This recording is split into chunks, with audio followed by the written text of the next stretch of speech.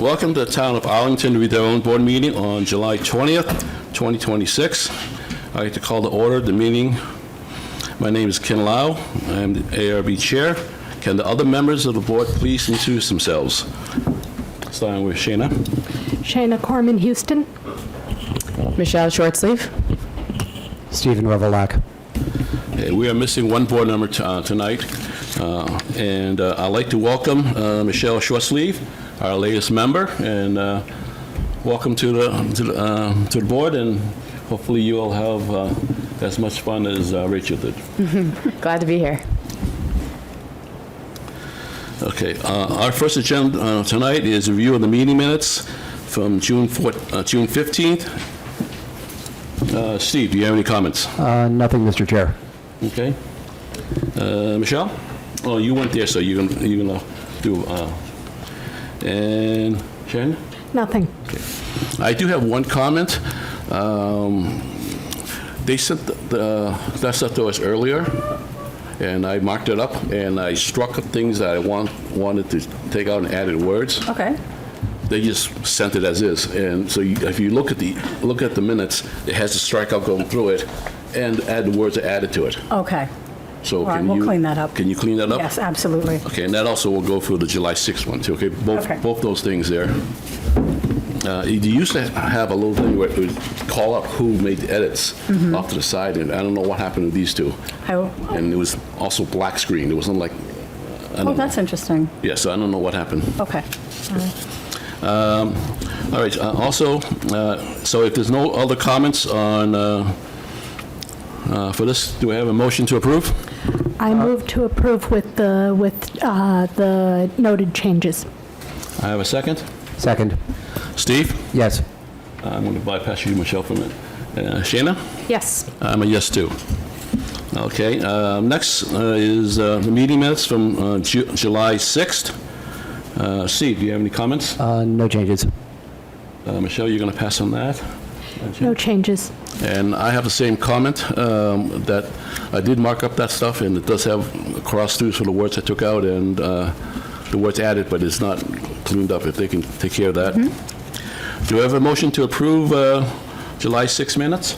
I move to approve the July 6 minutes with the noted changes. Thank you. And Second. Steve? Yes. Michelle's a pass. And Shanna? Yes. And I'm a yes, too, okay? Great. Okay.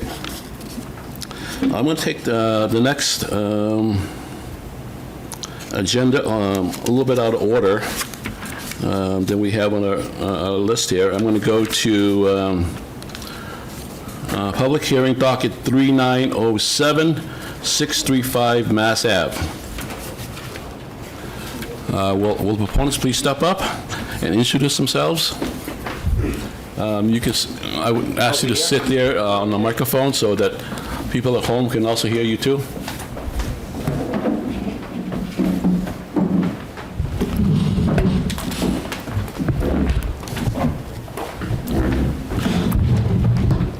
Claire, do you want to introduce the project? Yeah, I'd love to. Thank you. So this is an application filed by Joshua Klein of Stonefield Engineering and Design. The applicant proposes to open a 4,426 square foot Chase Bank and make modifications and repairs to the exterior and signage of the property located at 635 Mass Ave, Arlington, Mass, in the B5 Central Business District, which requires a special permit. The proposal consists of reconstructing the entrance landing to the bank and providing an ADA accessible entrance into the facility. Additional improvements include exterior building mounted lighting and signage improvements throughout the subject parcel and adjacent parking areas to identify Chase Bank reserved parking spaces. Several materials were submitted for this consideration of this application, including the EDR special permit application, an impact statement, the existing site plan, photos of existing conditions, floor plans and drawings, and signage details. I think those are all my comments on this project. All right, thank you, Claire. Sure. Okay, Nope, me first. you may proceed, yes. Okay, good afternoon, Attorney John Leone of Arlington. I'm Could you here. speak into the microphone? Okay. Oh, I know these are good mics. Good evening, John Leone of Arlington, representing Chase Bank. I'm here with Giovanni Cesar and Kevin Kelly, the engineer, and the architecture there's a lot of people on this project. Chase Bank, this has to do with 635 Mass Ave, the old Caldwell Banker building space frankly, in the bottom of my building. It's been vacant for several years. What the proposed project is consisting of reconstructing the Caldwell Banker into a Chase branch. You have the entire plan, sets, elevations, et cetera, in your packet.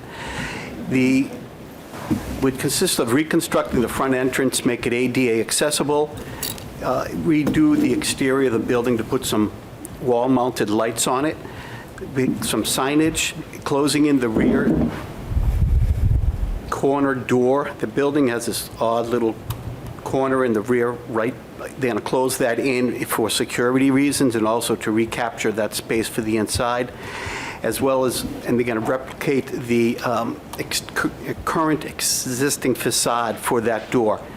And they're going to revise the side door. If you're going down David Lamson Way and you look to your right, there's just a blank wooden door that looks kind of odd. They're hopefully going to redo that. That's being finalized as we speak. Chase would continue with the office use of the building, obviously. It was historically always a office branch, bank building. They're going to continue with that. We feel that we meet all the design and criteria and the public convenience, no undue traffic conditions, won't overburden the waterways, et cetera, et cetera. And if you have any questions, I think it'd be more efficient for me to open it up for you to ask us questions than me to go over the whole proposal. Sure, thank you. Thank you. We start with Steve, please. Do you have any questions for them? Yeah, a few. Thank you, Mr. Chair, and thank you, Mr. Leone. A few things. So the application materials submitted for review mentioned that the space was previously used by a bank. Well, it's Caldwell Banker Real Estate. Historically, that building was a mixed use way back 125 years ago. Then it was a bank for quite a number of years. I don't even know when, from the 20s through probably the 70s. Okay. And then after Coolidge Bank went belly up, Bank of America went in there. Bank of America became Bank Boston, blah, blah, blah, bought Bay Bank and moved. Okay. That left it open for a number of years. Caldwell went into one spot, the other side was empty, and then Caldwell left. Okay. I have not been around long enough to remember a tenant prior to Coldwell, so I thank you for the history, and we'll leave it at that. So the one thing I did not see indicated on the plans were the application indicates there's currently one long-term bicycle parking space. Where is that located? Well, the problem with that is the building's owned by 635, 637 Mass Ave LLC. Nancy Adams is representative of the landlord. She's also here today. They literally do not own any property outside the exterior footprint of the building. That's all town-owned sidewalks. So we do have the blue bikes out back, but there's really nowhere to put any bike parking unless they found space in the parking lot, which is... Or inside the building? Well, I think for safety and security reasons, that wouldn't really be feasible. Yeah, basically, Chase only Can you introduce yourself and speak into the microphone, please? Thank you. Hello, my name is Kevin Kelly with Core States Group. The issue is that Chase only is basically only leasing a portion of the space. It's not the entire building, just a portion of it. And they're only leasing a portion of the basement as well. And putting bike basically parking in the basement could provide some sort of security issue, especially when it comes to after-hours parking of it. There are currently some bike parking stalls within the rear sidewalk. I think it's either the next page or the third one. You can see images of the bicycle parking right there. Mm-hmm. So there is currently bicycle parking on site. But under our bylaw, those would be considered short-term spaces rather than... Those use? Yes. Long-term spaces have to be, basically allow the bike to be stored securely and protected from the elements. So the U-racks accomplish the first, but unfortunately not the second. I think what Steve's trying to refer to here, okay, correct me if I'm wrong, Steve, okay, is the long-term bike parking is really meant for the employees, okay? Yes. And so I don't think security, which you mentioned, is an issue because they work there. They have keys to get in and out. So we're looking for a spot where you're encouraging the employees to ride a bicycle if they could, and someplace to store it. So if they had space down in the basement, which I assume you guys are renting parts of it, can they store the bikes down there? I know how tight the space is, and I walked around the area there, okay? And yes, the other thing that, I'll let Steve finish, because I was going to bring up some other suggestions, okay? Okay. May I ask a question? Sure. The long-term bike spaces be for employees only? That's the idea, yes. I think Ms. Adams may have a, The stairs to go from the basement to go down are very steep. Yeah, but now you're putting us in a rock and a hard place. I mean, we're trying to work with you guys here, saying, hey, I get okay, it. so I don't think I want to be taking a bike downstairs. duly noted. All right, and just finally on, I think this is finally, yes, in terms of signs. So the bylaw allows the board to approve an increased number of signs or an increase in sign area if there's something specific to the location or architecture of the building, the location of the building relative to the street, or, the public interest that would warrant, larger or more signs. Now, I think the signs that have been proposed for the parking lot meet the public interest requirement because it is you're renting or you're leasing a portion of a lot and it will be shared with others, and being able to identify whose space is whose is reasonable. What would be, how do you, or what characteristics should this board take into consideration when contemplating the approval of the third wall sign? Because you have two of them that are 19.4 square feet. Those are fine, but you're also proposing a third, which takes you well above the limit of 40 square feet per tenant. the rationale for the sign is twofold. One is you want to have the public to be able to identify the space from wherever they are. That would be from coming down Mass Ave west to east. You'll see the sign on David Lamson Way over the tri-windows. Coming from Pleasant Street, you'll come down to face the building head-on, and you would be able to locate that sign that has always traditionally had, that spot that has always traditionally had a sign, be it the Caldwell Banker sign.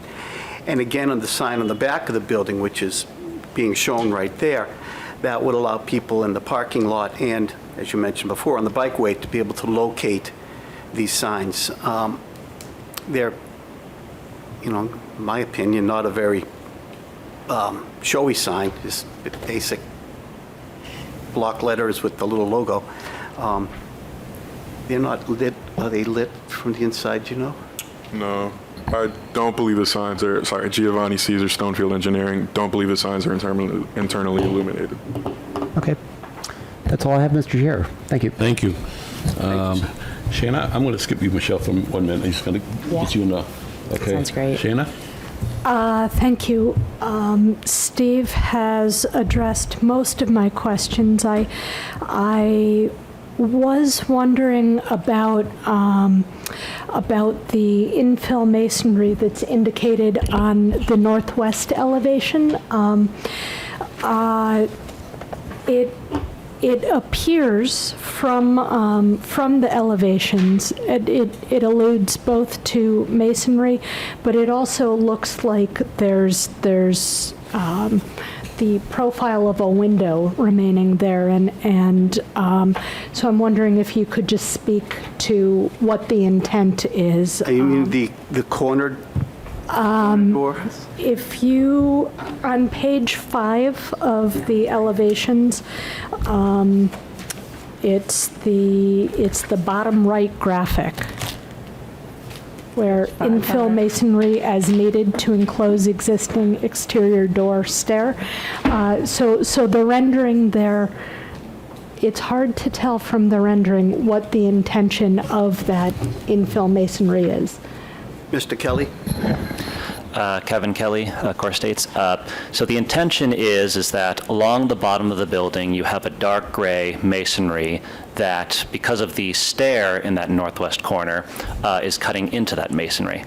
Now, because we are infilling that entryway, part of that masonry on the bottom, that dark gray masonry, will need to be infilled now that we're just putting in that window there. And because we want to make sure that it's a flat and level surface, we'll be infilling part of the step in there. So we'll be infilling that with the masonry that matches the rest of that dark gray masonry. And then we'll be putting in that spandrel storefront basically to give a similar appearance to what was there originally, but now that we're infilling it. I see. That's a storefront that's going in that location. It's not getting bricked in, and then there is masonry going underneath. Correct. I understand. Storefront material. Yes. Yeah. Okay. Thank you. That's helpful. So I think Steve addressed the rest of my questions. Thank you, Sean. Michelle? Hi.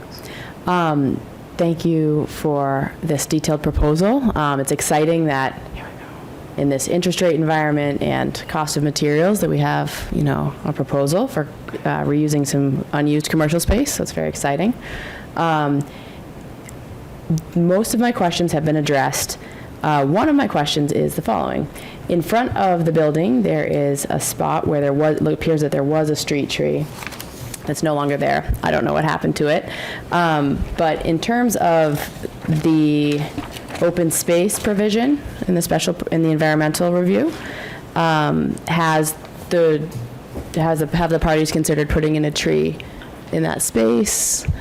Or if not, if the town needed to do that, putting toward the town fund? Sure. In terms of that street tree, I see the well that you're speaking of. It extends beyond our property line. Our property line kind of follows the face of the building, so it wasn't our intent at this moment to propose an additional street tree there. Mm-hmm. And is there anywhere, it sounds like your footprint doesn't go very far. Is there anywhere that any greenery could be added? It's... All of that exterior sidewalk is town-owned, exactly. Mm-hmm. so the tree department would have to stick a tree in there, Yeah. which I think there probably was one, judging by that old Yep. years ago. Mm-hmm. Thank you. Thank you. Perfect. You all set, Michelle? Yep. Thank you, Michelle. All right. I'm going to reiterate a few things that's already been said already that I still have concerns about. I don't think I'm comfortable with your answers, okay? The lack of long-term bike parking, I would like you guys to revisit that and see if at least 1 or 2 bicycle parking can be created down in the basement. I know it's difficult to get down there, but we have to figure out something. If not, in the past, we also have allowed bicycle parking that's enclosed with a little plastic shelter that covers the whole thing up. If you can talk to the town and see if they're willing to allow you a space somewhere on the sidewalk there that would that could be placed. But I want you to make an effort to do so, to do either one of those, okay? Instead of just asking for relief saying there is no long-term bicycle parking, that's it, okay? Mm-hmm. And then what Shana talked about the infill window, having a bunch of notes there for me is not adequate. You're gonna have to show me some drawings. Okay, show me exactly what you're taking out, the extent. Show me exactly what you're putting in, what you're going to infill in the detail. How's that flashed? How's it caulked? Is there any expansion joints, anything like that? So you're not leaving it up to a contractor or whoever to put in whatever they want. We have to know what it looks like. Okay? You also have called off that you're reworking the front door to make it ADA acceptable, accessible, okay? And that's all it is, a note. And in fact, the note is from the civil engineer saying, see architectural drawings. And there is no architectural drawings. So I want a detail showing how, what is extent of you plan to replace. There's a couple of courses of brick there that's on your property, and then the rest is town property with that. How do you plan to bridge the two? All right. If you put brick in there, there's going to be weepage. How we take care of the frost thaw cycle with the water getting in there? I need you to figure that out. Okay. An architect should be able to figure that out, no problem. Okay. Is it set on? Is there an open basement below? So there's waterproofing there. Is it set on concrete? Is it set on asphalt? Just tell me how that works. And you say you're going to remove, there's I think a concrete sill there, right, where the storefront sits on top of. Are you going to saw cut that? How are you going to finish that? I don't want a contractor to decide on their own what they're going to do. I want descriptions of what exactly you're going to do. All right. Then the other thing is, I like what you did here with the pilaster lights on the pilaster. I think that's nice. Mm-hmm. But you only did it for in front of your bank. Okay, you didn't come across the whole elevation. I know there's a law firm there. Okay, but I wish you talked to the landlord and say, look, we want to put these pilaster lights to accent the whole building. Because otherwise, it's going to look like someone's winking at you, you know? It's like half of the thing is done, the other half's not done. So I want, it's a nice building. I want it to continue to look nice. So if you can just talk to the landlord and say, hey, we want to do this. Can you talk to all the landlords? Work something out where if you can do the lights there, do it all the way across. So it looks good. Not just on the few pilasters in front of your bank. I think that is all I had, okay? I'm going to open this up for the public comment. Do you mind just moving so they can sit there? Sure. And they'll state your name and address so the people at home can hear you. Are there anybody who wish to make any comments on this project? Sir, come up, state your name and where you live.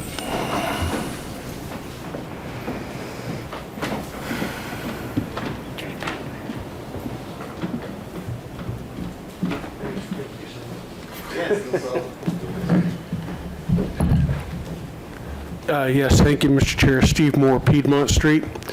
I want to build a little bit on the comment that you made relative to integrating these renovations with the rest of the building storefront. I think the streetscapes in Arlington are an area of great interest to many citizens, and making sure that this particular piece of a large building need be integrated carefully with the other chunks of the property that all look like they're part of the same building. I appreciate your insisting upon that as the way forward. It could be very well that these gentlemen have already spoken to the landlord of the other properties and is moving that way, but I think insisting on it is important. Also along the lines of that, if there could be some agreement, actually, no, I won't go there. So thank you. The one other comment that I have to make is there are trees on Lamson Way or Lamson Lane there along the side of the building, and it sounds like there's going to be some work done along the public sidewalks there that contain these, some on 3 or 4 street trees. And I want to make sure, I guess I would ask, is the applicant, what are their plans for protecting these trees during that piece of the construction? Thank you. We'll address that question as we get the whole thing. Great. It's not a back and forth there. Yeah, okay. Thank you so much, Mr. Chair. Thank you. Is there anybody else? Yes, ma'am.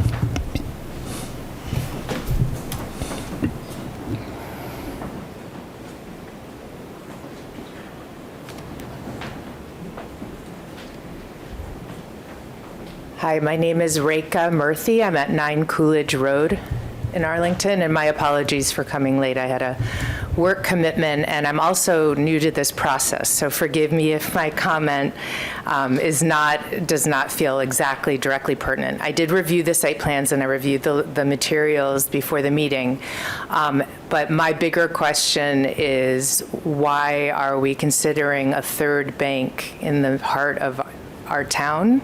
I wrote a thesis for MIT Urban Studies and Planning and Comparative Media Study many years ago about Central Square and how banks are basically a dull thud on the life of a town and our storefronts. And so while I very much respect the integrity of the building, that the building is being maintained, and that banks are, as said in the application, very good tenants, I just would like to put on record as a resident that I would like to see more imagination and vision for what our really important and beloved intersection contains. And my apologies again if this is not directly pertinent to an environmental review. Sometimes it's hard to understand how the process works. Thank you. Thank you. Is anybody else like to have any questions? Seeing none, I'm closing public comment and returning back to the board. Any final comments? Steve? Yeah, so regarding the long-term bike parking, this is something that does come up with repurposing older buildings where there is space in the basement but stairs leading down. And one approach that a few applicants who've appeared before us have used is basically to put it's basically a channel or a small gutter along the edge of the stairwell or the staircase, and you can basically put a bike into it and wheel it down. It's also fairly common around European train stations, but I'll give that throw that out to consideration. Regarding the signs, I'm fine with 2 of the wall signs. I think the third is a little bit too far over the threshold without a really compelling story for it. I know that you'd like the branding to be visible from every direction. Maybe you might want to consider a blade sign on the front rather than a wall sign on David Lansing Way, but that's something you can go ahead and work on.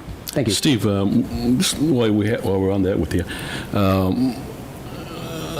I think I'm okay with the number of signs, but I'm not okay with the square footage total. Yeah, that's... So if they keep the number of signs, but just reduce the size of the signs so the equivalent to all 3 signs meet the criteria, you be okay with that? Oh, I'd be okay. I'd totally be fine with that. Okay, that's another suggestion, okay? Sorry, Steve, are you done? I am done, Mr. Chair. Okay. Michelle, do you have any follow-up questions or anything else? Nope, I agree. I think that it would be better to keep the signage in line with what is expected, so however that can be done. And I would also encourage the applicant to look at any space there could be any greenery, such as by the bike storage in the back or anything that might be considered with regard to the town and the trees in the front. Thank you. Okay. Shannon? I have nothing further. Okay. Do I have a motion here for either continuing or approval or no?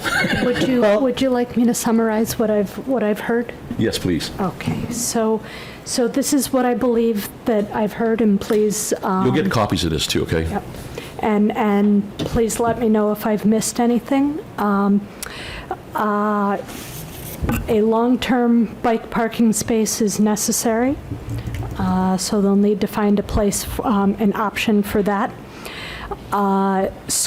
Signage area needs to come into compliance, so signage needs to be revised for compliance with signage square footage requirements.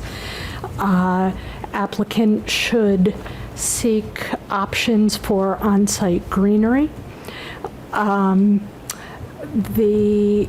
Let's see, we're seeking additional details about the masonry changes as well as architectural details for the changes to the front entry. And we'd like the applicant to explore with the landlord whether the lighting can be continued across the front of the entire building beyond their portion of the building. Did that capture everything? I think so. Well said. And just to clarify, in terms of the additional details, additional details of how the door in the northwest corner will be filled in, Yep. and how the front entranceway will be made ADA compliant, including transitions to and from the public realm. The transition of the ramp in front of the door to the brick sidewalk, and also from the ramp to the sill of the entry door. Yes.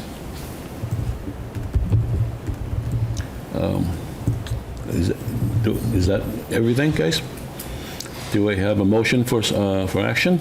Oh, do I get I guess the question is, do we have the sense that this should be left to administrative approval?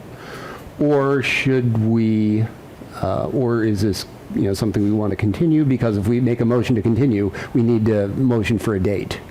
Yes. I think the applicant might have a thought about I this. just want to make one comment about the front ADA. It's only out of compliance by about 2 or 3 degrees. So it's going to be a very easy fix. It might just be shaving it down some. So we'll still provide So the detail full. will be really easy to show us. Yes, exactly. You just got to understand that it's brick there. The ramp is made out of brick. It's porous, right? So water will get in there. So is that going to heave or not? Because you've seen the sidewalk out there. It heaves every which way. You don't want that heaving in front of your bank. The liability is not good. So let's do Can I ask a question about the process? And so if this went to administrative, so we would give these recommendations and then it would go to staff? It would go to staff for final approval. I think the details, for me personally, I think the details are important enough with the lights, and I'm not sure you're going to get the parking, the long-term bicycle parking, so you're going to have to ask us for some relief, but we just want you to try and get that, okay? So I would like to have this as continuance. That's my, you guys all have opinions too. I mean, I'm just stating what I feel. Mr. Chair, I think it would be, we've asked the applicants to make a number of revisions, so I think it would be reasonable to have them come back. Do you have a date for us? September 14th. We can do that. September 14th. Do I have a motion from somebody? Sure, I'll move. I move that docket 3907, 635 Mass Ave be continued to September 14th. Do I have a second? Second. All right. I vote yes. Shannon? Yes. Michelle? Yes. And Steve? Yes. Okay. Oh, I forgot to mention at the beginning of this meeting, we're down one board member. That board member will listen to this hearing here and attest to it, so they will be also voting on that, okay? You'll need 4 out of 5 for approval, but the other board member will be also here too, okay? We have no problem with the 5th board member coming on. Okay. Thank you very much. Thank you. Thank you. Great.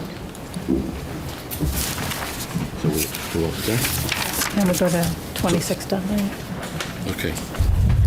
All right, I took this out of order, so next on the agenda is public hearing docket 3879, 26 Dudley Street. Will the proponents please come up and sit?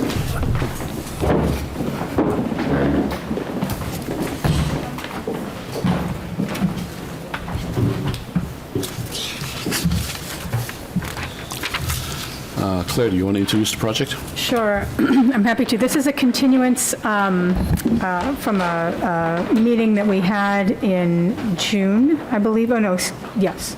Materials submitted for the continuance and consideration of this application from the last hearing include a supplemental impact statement, updated plans and drawings, views and streetscape, and the solar analysis for the high roof and low roof of this building. The applicant provided several responses to ARB comments at the June 1st meeting, including identification of interior and exterior bike features, locations for future EV chargers, locations of light fixtures on exterior elevations, and to include adjacent properties on the photometric plan, strategies for cooling of impervious surface that meet bylaw requirements, applicant to provide a more durable exterior finish at the lower level, applicant to reconsider the drive aisle width behind all proposed parking spaces and proposed TDM measures to justify the request for parking. Applicant demonstrates the scale of proposed building relative to adjacent structures. Applicant was asked to remove the proposed street trees due to the sidewalk passage width and seek to make a payment to the tree fund instead. We asked to identify the location and size of proposed snow storage area, and then provide a solar survey to identify the areas available for solar installation and any potential issues with those locations. And it appears that the applicant has addressed all of these comments with their updated plans. Thank you. You want to proceed? Thank you, Mr. Chairman. Good evening, Mr. Chairman, members of the board. My name is Frederick Gilgun. I'm an attorney with the law firm Nicholson, Schrader, and Gilgun at 33 Bedford Street in Lexington. I'm representing Santini Realty Trust as the owner of the property. Present this evening are the two of the principal owners, Mark Santini and Gary Santini. Also present on part of the team is the architect Brian Poisson of Approach 3 Architects and the engineer Fred Russell. Since our last hearing in June, I want to report that we have had a meeting with and conversations with the Conservation Commission regarding their jurisdictional issues, and happy to report that we've progressed significantly on that. There is a hearing this Thursday that we feel comfortable that we will get their approval, but if you have any questions on that, we do have Fred Russell here that can address those issues specifically. So, as indicated, since our last hearing, we did provide a fair amount of submissions after many good comments and issues raised by the board. We hope that you find that we gave them due consideration and presented responses to those issues adequately. I'd like to just highlight some of those at this point here. We did have a 14-point memorandum that identified the issues, gave our written responses.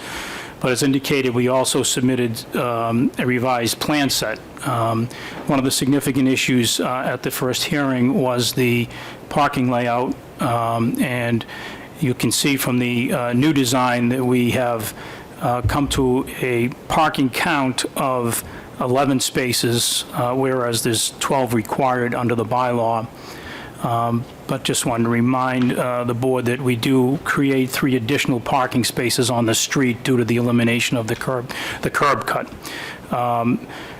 The change in the parking spaces also allowed us to realign and redesign the travel aisle, which was an issue of concern. And although it doesn't comply with the newly enacted 22-foot drive aisle, we do believe that it does provide for a decent maneuverability. One of the issues that assists that is that the parking spaces have a wider than required, and that will allow, even though it's a 90-degree parking space, it does allow for greater maneuverability due to the width of the parking space. In addition, we do show the snow storage on the plans as requested by the board.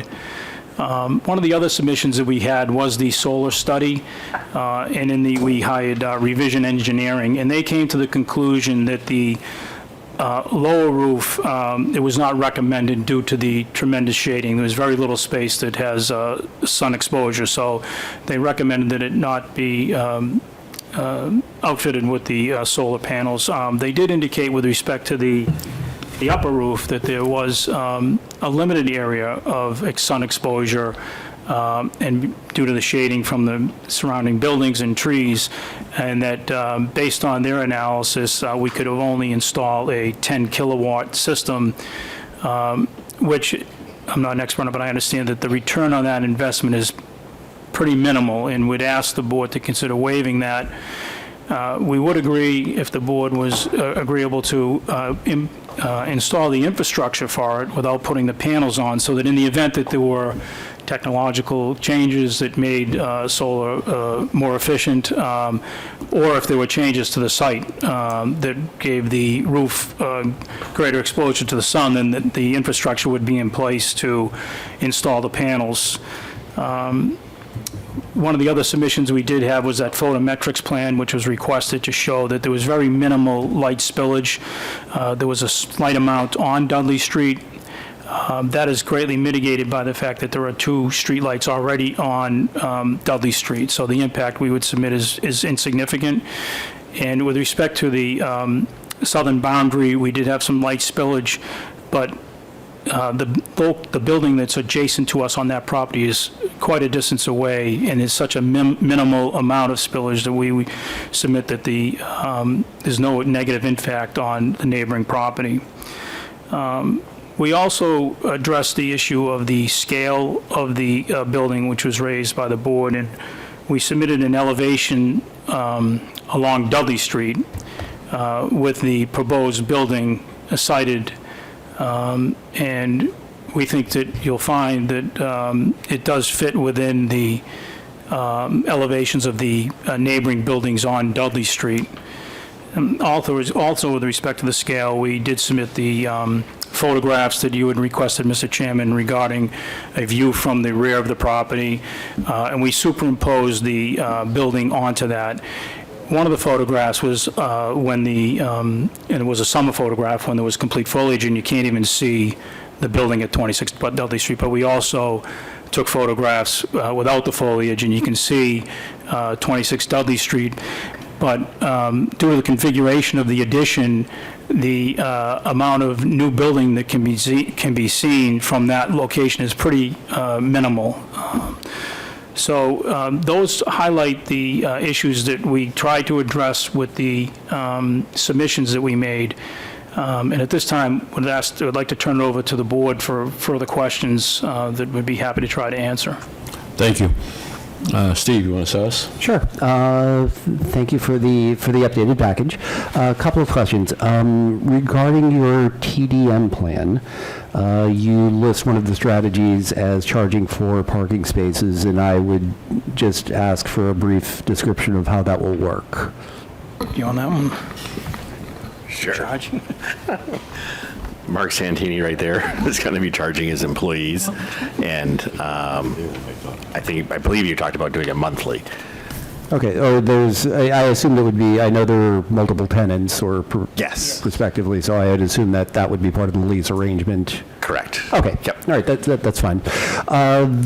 Some of these comments may count as errata, but I'll go through them anyway. Sheet CV 101, if you could bring that up. Oh, boy. It's one of the first ones in the... Well, at any rate, CV 101 has a call-out stating that the street trees will be omitted, but it also has the locations annotated on the plans. So I would ask that the street tree locations be removed because you're not putting them there. Yep. So sheet CV 102. Item A under the landscape plan notes says that trees, shrubs, and ground cover and other plant materials shall be selected from the Lexington preferred planting list. Why Lexington? So this has come up a couple of times this week. The tree warden has referenced the Lexington planting list to us because there is no Arlington planting list. Then that sounds like a perfectly fine thing. I just thought I looked at that. I know, and said, yeah. No, if that is what the tree warden recommends, then that is fine as is. On sheet A100, this is the basement level. It shows the bike room and details 5 U racks. Since you're going to be using e-bike charging as one of your TDM measures, there needs to be at least 2 locations where, outlets or whatever for the charging, and I would ask that they be added. Yep, sure. And one minor thing, sheet A201, the key uses number 15 twice, although there is a 16 shown on the drawing, so there's just a duplication in the key, and I'd ask to have that corrected. Absolutely. That's all I got, Mr. Chair. Thank you, Steve. Shannon? Thank you. So I appreciate you addressing our comments. I was wondering about the places where you have 17.5-foot drive aisles. Behind the 2 wider spaces, what is the limiting factor in the rear? It looked like that was snow storage. That was the limiting, the rear edge of the drive aisle. But what is that that limits that drive aisle to 17.5 feet rather than whatever? So you're looking on drawing CV 102, Claire? That's correct. The meeting is the existing location of the building, right? So we have, it's in drawing 1. Waiting for it to come up. Here? Yeah. So on the, So I see the footprint of the building. Yep, and then we have our new addition, right, with the stair tower. Yep. Which is that corner. So that's right, we're springing our curb off of that That's the corner. curb. Correct. That's the sort of circular-ish. Exactly. That is a curb. Okay. Yep. All right. I was a little concerned. I was a little concerned about the width of the drive aisle for the van space in particular. Those 2 spots there, those 2 spaces there at 17.5 feet were, seemed narrow, but not the end of the world. So we are narrow there, but we, like Fred had said, we are widening this width of the spaces. They're greater than they need to be, and same with the accessible spaces. So it is going to give you more wiggle room to come in and out. Yes, and with the 2 regular parking spaces, that made sense to me. It's that van space that I worry about, because the vans do tend to be so much larger than a regular car. So I'm not sure that. I'm not sure if, because you have extra width, if it actually makes sense to move the van space to another location, to shift it over a couple of spaces. I know that's the closest You're always to the battling the entrance. accessible space being closest to the entry, so. Yep. Okay. So that's my biggest concern, the snow storage. If conservation is all right with that, I'm all right with that. I think Steve had flagged the cleanup issues that I had noticed, and I think, Ken, you were the one who had raised the concrete composition previously for solar cooling, and so I was actually curious if you had any thoughts about that. Yeah, I'll bring it up in the... So, and that's all I have. Okay, thank you. Michelle? So having caught up on this hearing on video, I appreciate all these changes. This is a much improved package. Tell me a little bit more about, it sounds like the color of the concrete is changing. tell me a little more about that change? Or it looked like the surface was changing. Is that correct, or did I misread that? Asphalt? Yeah. No, it is not. Oh, it is not. Okay. Okay, thanks. Otherwise, I don't think there looks like there's very many more places for shade. That was something that people were looking for, but it's a pretty tight area you have here. So I don't have any other considerations right now. Well, that right there is perfect. So with that, okay. Thank you, Michelle. I also have still concerns about the narrowness of the driveway, and I think I'd like you to take a little more aggressive look at this, okay? And I'll give you a suggestion.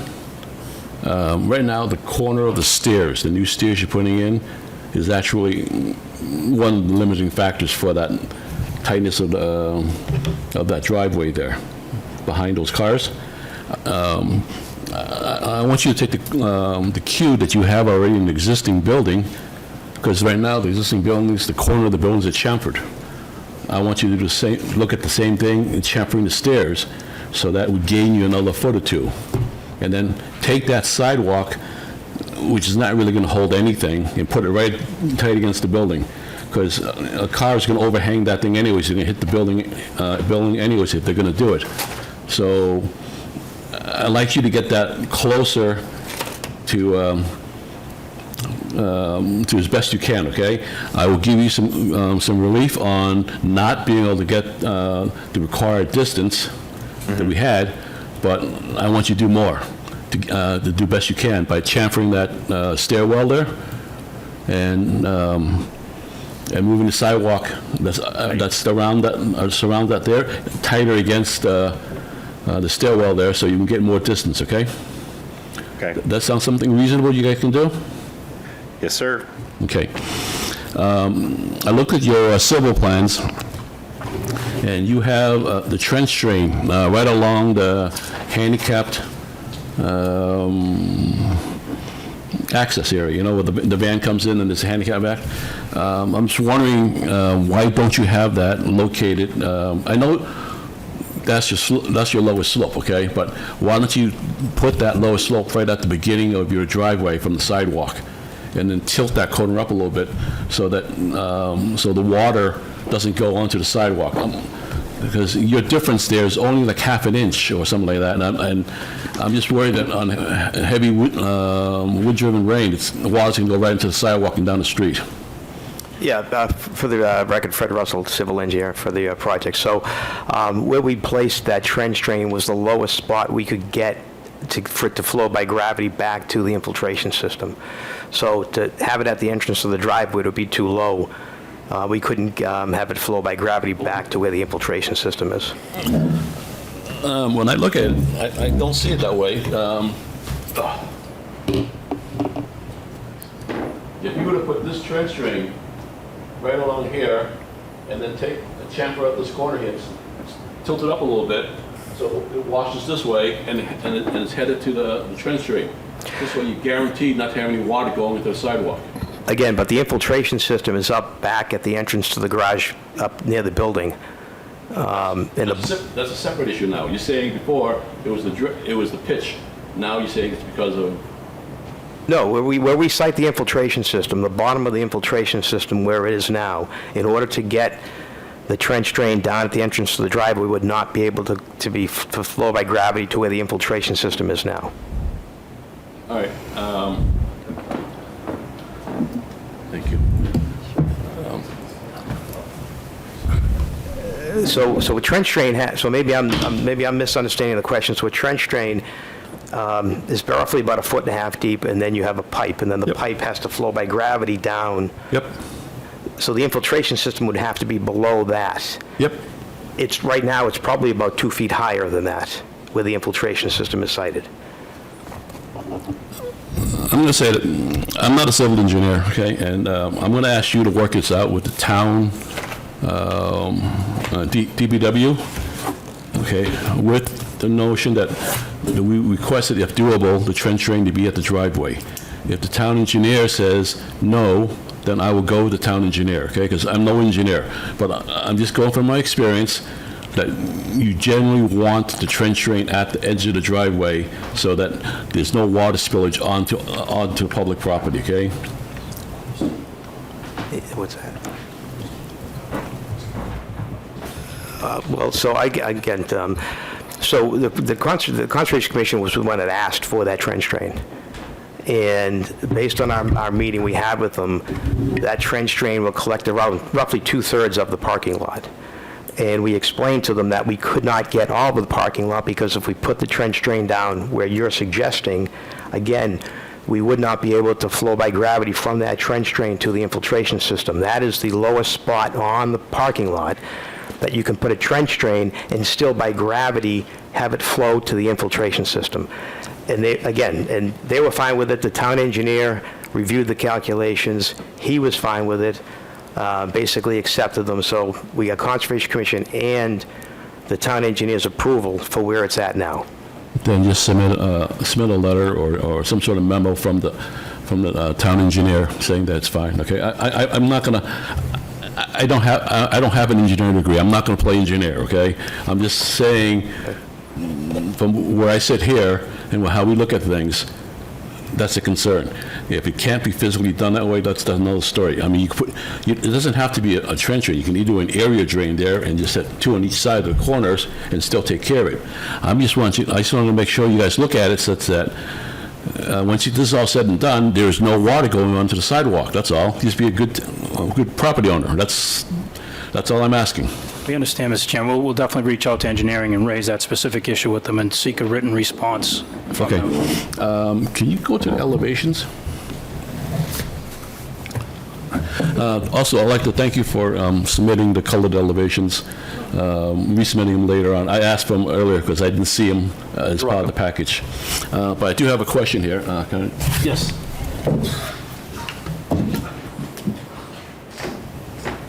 Right here, okay, you would have a transition of color from the dark to light. Yes. It's right in the middle of the panel. There's no control joint there. How do you change color in the middle of a panel that way? My suggestion is just bring that transition of color all the way to the control joint. We can do that. Okay, and then you have no angles anywhere. Couldn't you just bring that straight across to the control joint and just have it move, so like a square here and all the way there? Yes, we could. I think it'll look better. I mean, when I look at that, it just looks kind of awkward, that's all. Okay. And this is not a comment that I'm going to stay by, but when you lay out the floor plan, you have a hallway going right down the middle on the upper floors. Can we get a floor plan there? Let's see what I can do.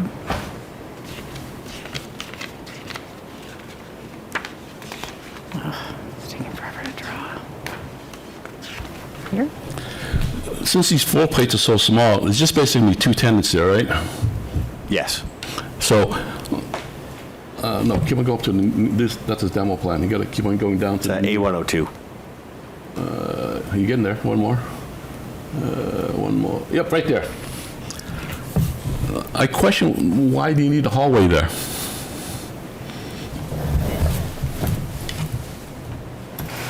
I'm just thinking of the owner here, okay? I mean, if you have one exit here, one exit here, and one exit here, one exit here, each space has 2 means of egress. So you get more space here for office space or rental or whatever. Yeah, I mean, Not that's... a requirement, it's nothing. No, I know, it was client-driven. Right. Okay, it's just a hat I used to wear. Yeah. I'm just saying, I don't think it's required. Okay? And they can get more rental space out of there. Yeah. Thank you. That's all I had. I'm going to open this up to public comment. Can I clarify my comment from earlier? Sure, Before I do please. that? All right, so I'm looking at CV 101, and I had said concrete, but that was the incorrect thing that you're using. So just to clarify, you are using light-colored aggregate in the asphalt? So We're not doing anything beyond a standard asphalt. Okay. All right. I may have a question about that, just to understand better what our bylaw means by light-colored aggregate, to make sure that that matches with it. But thank you. Okay. Sure. I'm going to open this up to public comment. Does anybody want to make a public comment on this? Please raise your hand.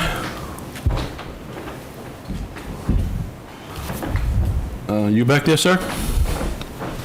Please state your name and address.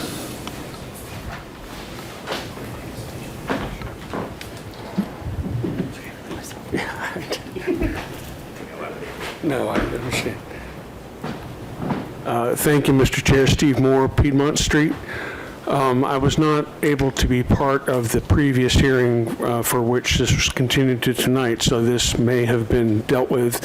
I guess I would ask the committee, did the issue, what was the fate of the tree that looks to me to be included in the driveway where the addition is going up against the property line? I looked on Google Maps, and there's a significant tree there in the setback, which is where the driveway is now, I believe, or one of the two driveways. We can ask that. I'm not going to go back and forth. Once all the public comment's done, we will address it. Mr. Chair, this is a public hearing, correct? That is correct. I asked a question for the last case, and I didn't hear the board pose it to the applicant. Is that going to be the practice for this case as well? Nope. If it's a question that we want to pose to the proponent, the board has the ability to do that once they hear it from public comment, okay? So we felt that they have satisfied our question for that. We didn't have to continue that questioning. Again, at the last case, I'd asked about tree protection for the items along the side of the building, and it was not posed to the applicant. So I believe tree protection is part of the requirements when you pull a building permit, okay? I don't think that has to be reinforced, so I don't think, you're out of scope right now, okay? So let's leave it at that. All right, well, then I'll finish on this case as opposed to that case, which is the tree that is along the driveway, significant, quite large. In the Google Maps it shows, and I don't know if the plan is to take it and place an addition there instead where the second driveway currently is, or what the plan is. So I'm asking through you what the intent is for that tree. And we will address that. Okay, and I would also like to make the point that if the tree is to be taken, it's a significant tree, and this is a area along Dudley Road or Dudley Street here, which is a heat island, and removing trees of this scope and size are a significant impact to the heat island nature of that street. And I would like the redevelopment board to take that into account when they talk to things like not having the street trees, and I understand it's a narrow sidewalk, so we can't have the typical planting of the street trees, but by waiving that and paying into the tree fund, the taking perhaps of the significant tree in the second driveway, what that will do to the heat island effect along Dudley Street. Thank you, Mr. Chair. Thank you. Is there anybody else that'd like to make a comment, please? Seeing none, I close public comment, and I'm going to refer back to Steve. We did have a talk about they plan to put trees there along the front, and we said that it was too tight for the trees to go there, and they agreed to put money toward a tree fund for trees to be planted elsewhere. At the other meeting, we did not feel like the tree that was being taken down was a requirement to get this in, and if that was to stay, there would not be a driveway there that would accommodate the correct width and everything else. So that was not brought up as an issue at the meeting. I'm going to return now this back to the board. Mr. Chairman, it's my understanding from the owner that that tree no longer exists and it was not taken by our hand. Which is fine. Thank you. The tree that... We're just talking about a non-existent tree, that's all. Okay. But let's, is anybody else on the board wants to comment, any more comments? Or any motion for this? Actually, so regarding the solar studies, because it was something we discussed, it does sound like, you know, reading the reports from Revision Energy, it does seem like the lower roof, because of shading and shading from the the area along the brook and various other reasons isn't terribly viable, and the amount of space you have available on the upper roof also does not seem economically viable. So I would be personally comfortable with having solar-ready roofs, and if things change in the future, you could put the panels on. But I'd be okay with with allowing the applicant to omit the panels for the purposes of this hearing. Would the rest of the board agree with that? I would agree with that. Okay. As would I. As I would. Okay, thank you. So there are a couple of concerns. Do you want to list those? Sure. The basically, I think there's only 3 concerns. Okay, so aside from the editorial things,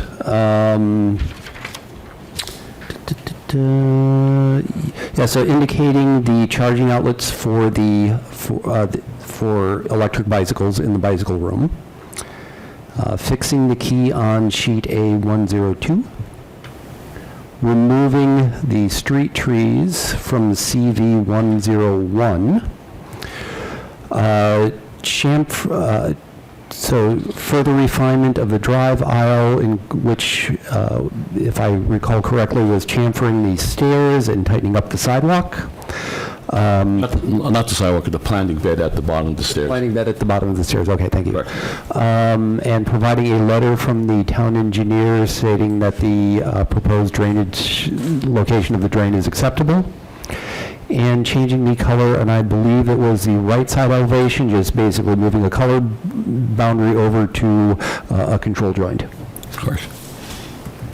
And I might slightly revise the comment about the drive aisle to say, pursue means to widen the drive aisle, and there were suggestions made, but they're welcome. The champering and the planting bed, I think, are good suggestions. But if they can identify other approaches, that's fine. But I agree that drive aisle needs to be, another. It needs to be somewhat wider and yeah, needs to be somewhat wider. I'm going to say that I'm comfortable with a administrative approval on this one, because they've shown good sign of addressing all the issues we had from before, and the ones we have right now are fairly minor. And with the chamfering of the stairs maybe being the biggest, but you're going to attempt to try to do that, and I think you can do that easily. Yep. So is the board aligned with that I can do it. approach? I could yeah. do that. Can I get a motion from somebody? All right. Well, let me, since I read them once, let me try it again. All right, so, Mr. Chair, I move I move approval for docket 387926 Dudley Street, subject to the following. Subject to the following being submitted for administrative approval. Removal of the street trees shown on CV 101. Detailing the charging outlets on sheet A100. Correcting the duplication of item number 15 in the key of sheet A201. Chamfering the stairs and tightening up the planting area or other means of widening the drive aisle. Providing a letter from the town engineer that the drain location is acceptable. changing the color transition on the right side elevation to match a control joint, and paying and providing a payment into the tree fund for 3 trees. The exact amount is escaping me. It was in our memo. Whatever the memo said. Yes. Solar ready roof. There's amendment to that, yeah. And that the board, in addition to that, a finding that due to, based on the solar studies provided by Revision Energy, the board accepts a solar-ready roof. Solar-ready roof. A solar-ready upper roof. Solar-ready upper roof. Thank you. Can I have a second on that? Second. All right, Steve? Yes. Michelle? Yes. Shannon? Yes. I'm a yes, too. Thank you very much. Thank you.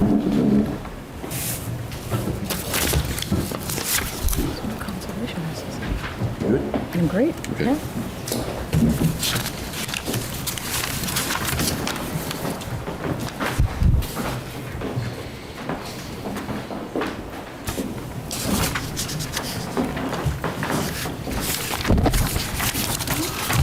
Next on the docket is public hearing docket number 390912 Lockland Ave. Will the proponents please step up?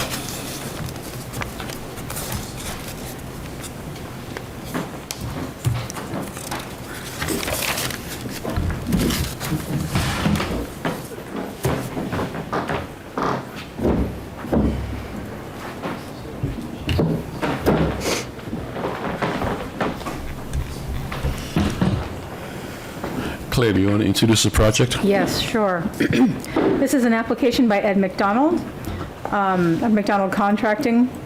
The applicant proposes to demolish an existing 2-family dwelling with a detached garage and construct 2 3-story residential buildings with 2 units each on the property located at 12 Lockland Avenue in the residential 2-family district and the neighborhood multifamily housing overlay district.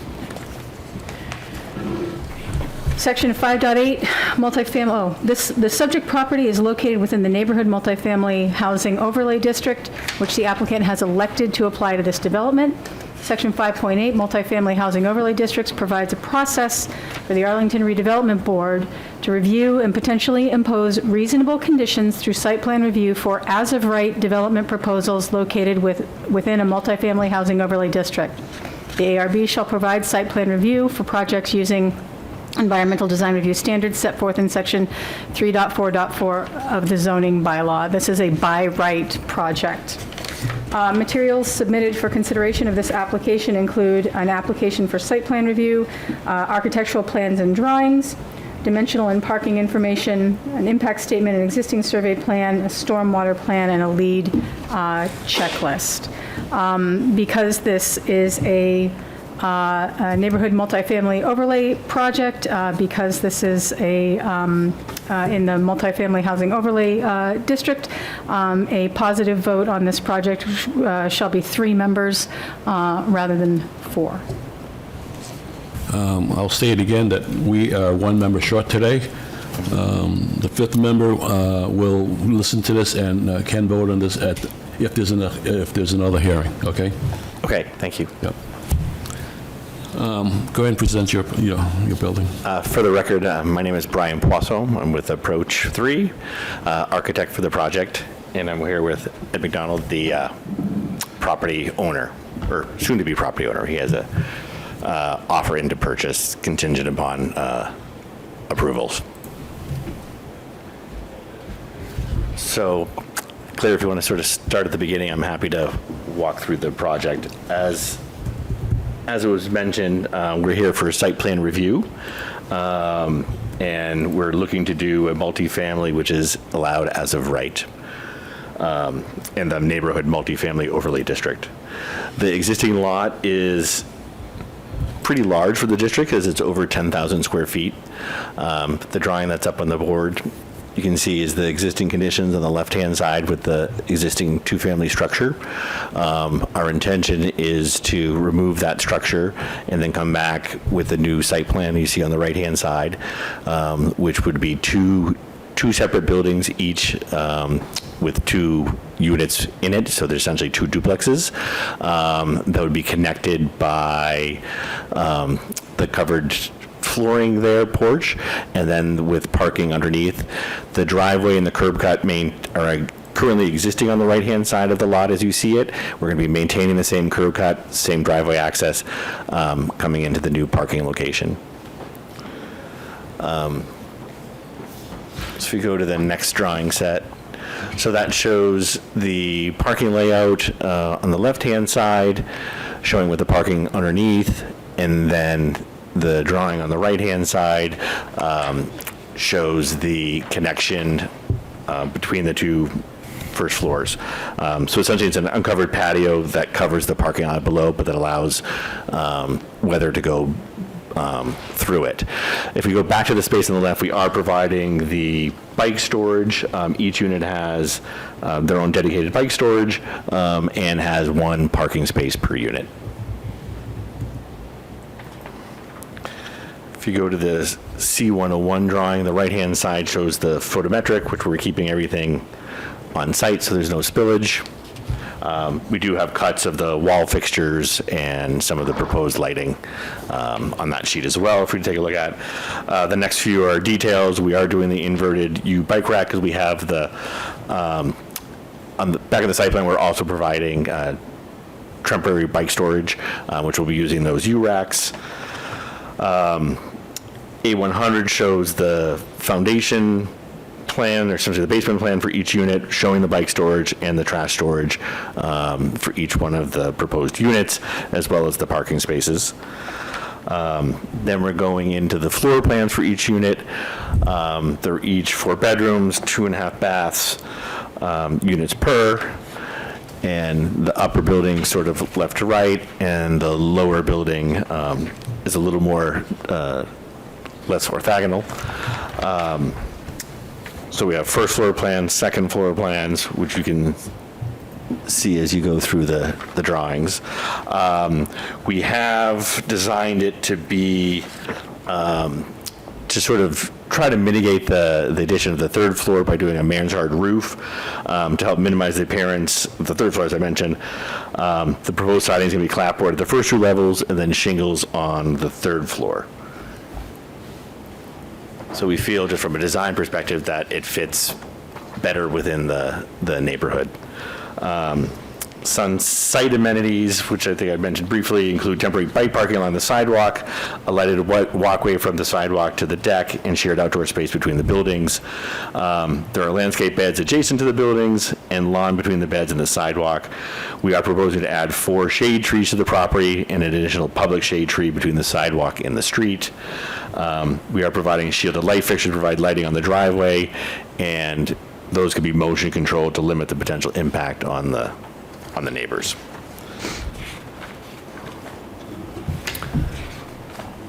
So we did provide some colored renderings sort of towards the very end of the package, and I have some samples here if you want to get a sense of the coloring. Yeah, if you could pass the samples up here, that'd be great.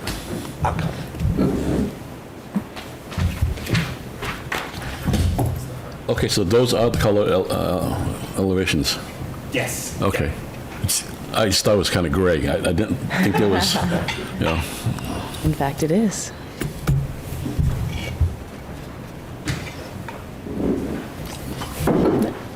So I'm happy to answer any questions you guys might have. All right, thank you. Steve, why don't you start off the questions? Sure. I'd like to start off with a general comment. For smaller scale residential buildings, Arlington zoning bylaw tends to be on the prescriptive side. You know, outside of the multifamily districts, where the multifamily district, it's a little more form-based and I think provides a bit more flexibility. Where, you know, for typical 2 families, there's sort of there's a very small number of designs, you know, and different builders who build them have their own refinements, but it's it's a design that meets the requirements of the bylaw, it's functional, but, it's generally the same thing over and over.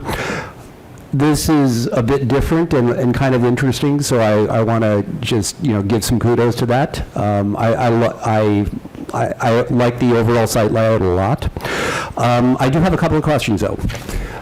Director Ricker, or through you, Mr. Chair, could we display sheet C100?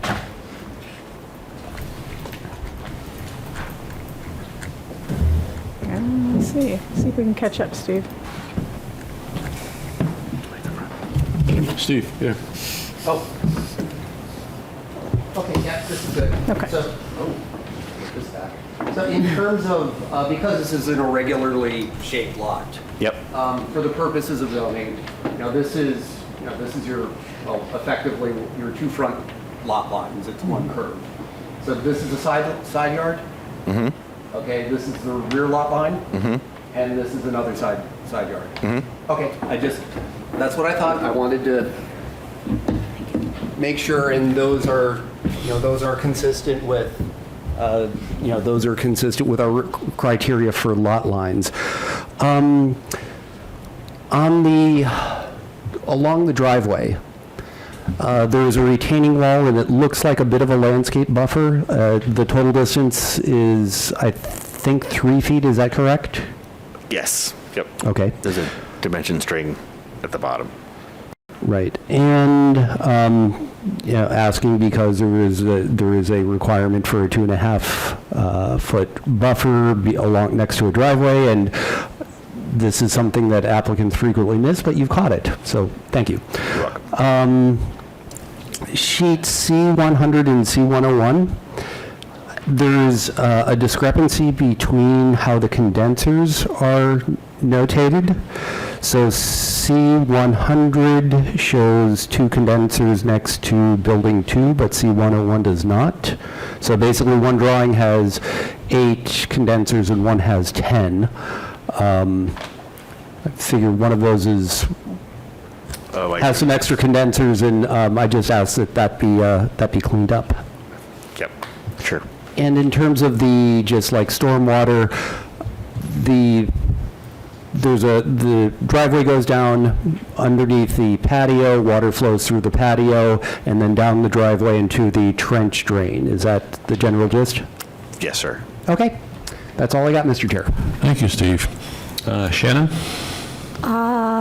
Thank you. So I just want to flag that the existing house is on the town's historic register, so you're going to need to take this to the Historic Commission, and it may be subject to demo delay.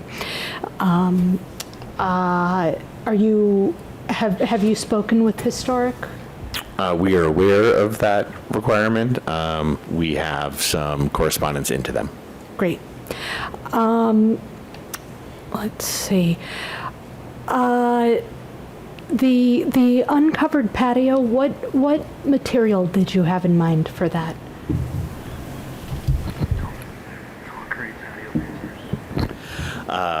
Looking to be doing some concrete patio pavers. Okay. All right.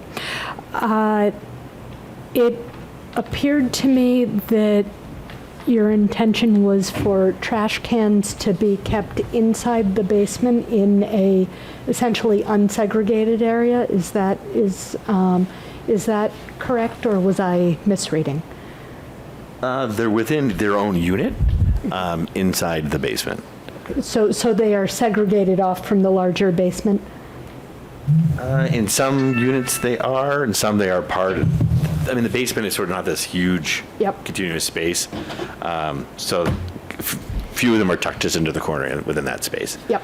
So this is not a matter of our review, but for livability and sanitary purposes, given the rodents that do tend to pop up around town, you might consider walling that area off. Okay, sure. It's not going to be a requirement, just a suggestion. I'm wondering about the horizontal windows on the east and west elevations and what the intentions with those windows are.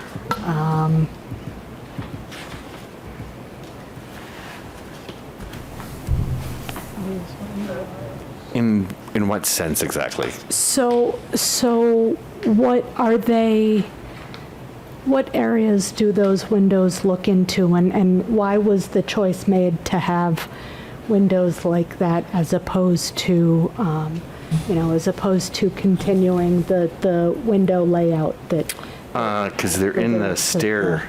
They're in the stair. Yeah. So you've got the landing. Yep. I mean, so you see the little dash line, so that's sort of showing where. Sure. So I'd like you to look at the stair layout and see if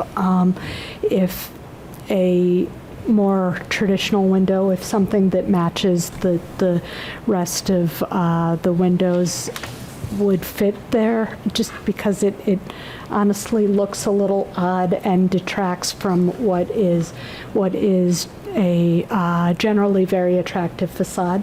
Okay, thank you. Let's see. And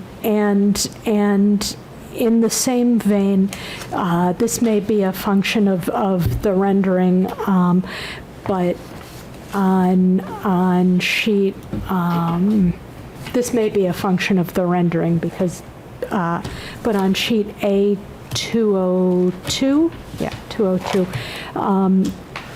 there are a few places where it essentially looks like you have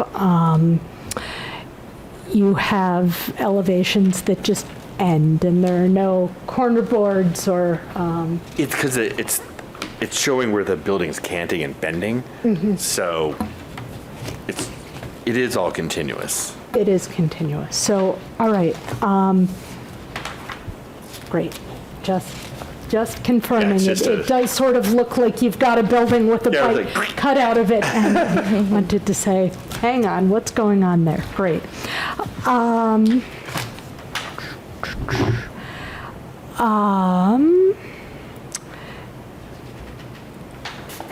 Do you have a sense of light spill onto the neighbor's property? Yeah, we had that earlier in one of the. You mentioned it, and I didn't see it. It's on sheet but I know- C101. C101. And there's no light spill coming off Great, our property. So it's the drawing on the bottom right. great. I think that's all I have. Thank you. Thank you. Michelle? I don't have any further questions beyond those. Thank you. I do have a couple of quick questions for you. Can you go and explain to me a little more about this permeable deck? I have no problem with being permeable, okay? But the way you have it designed, I'm concerned about airflow. And now you got this kind of very deep pockets for both parking spaces there. How do you propose to vent some of the carbon monoxide or anything else that's that would build up down there? Would it be able to weep through, or I just would like to prefer if you had you must be are you using a mechanical engineer on this project? We're not. You're not. Okay. Or not yet. Okay. I would highly recommend finding somebody that can look into that. Like I said before, I'm not an engineer, but I do know the issues. Yep. And usually, when you have a two-car garage with a garage door, if CO2 develops in the garage door opens because there's a little monitor on the garage door opener, and that's how you vent the CO2 out of there. But the way you have it here, it's underneath this kind of overhung deck, and I'm not sure how the airflow would vent itself, so Okay, it wouldn't be a big pocket there. I'm not sure. I'm just bringing it up as a concern. I appreciate it. We'll take a look at it. And then, how does, I believe the water table in that area is fairly high, okay? So you're going down about what? Well, whatever this is, you're going down, okay? Yep. And where that trench drain is, okay? Yep. Do you have some sort of leaching field that we can hold some of the water so that until it gets subsides, or that's just So I'm probably gonna defer that to our engineer, who's not here. It has been brought to our attention about the water table issues, so we have brought that up to him as well, because actually a neighbor reached out to us in the last few days. So that is, on our side, that is still pending and being resolved. okay. Well, if the solution to solve that water problem changes the architecture, I want you to come back to us and say, hey, Of course. this is what we had to do to mitigate the water problem. But if it can be done underground with some holding tanks, or or a dry well or whatever, so that once the water subsides, it would, there's enough holding there for it. Okay. Yep. But if that will be taken care of, I'm not going to worry about that right now. I do have the same concerns. I think this is a very handsome building. I just question the windows you have there. You have 6/6 double-hung windows everywhere, and they look good. I'm not going to ask how they true divided or stuck on. That's fine. That's whatever you guys want to do. I think it looks fine. But you have these awnings and. I'll take a look at them. If those windows can be changed with just a simple grid, Yep. it would be enough to make it look like the same. Yep. Would that help, Shannon? Your concerns? Yeah, I just look at this and I said, it looks like it looks odd. yes, and I don't want you to go away with a weird-looking building here. I hear you. I hear you. Did a great effort here, and I like it. And I just want you to, one last little touch. Those are my main concerns right now. I'm going to right now then turn this over to the public and open for public comment. And if you can just give them some room, and whoever wants to speak, please raise your hand and state your name and address when you get up there, okay? I'm going to go. I think he's got a really comprehensive thing. He might cover what other people are doing. Okay, well, then I'm going to say again, if someone has already stated a comment already, please don't restate it again, okay? Because we heard it and we'll address it, or if we don't think it's worth addressing, we won't address it, okay? But I don't want a group to keep on saying the same thing over and over again on the same issue. I appreciate that very much, okay? Go ahead, sir.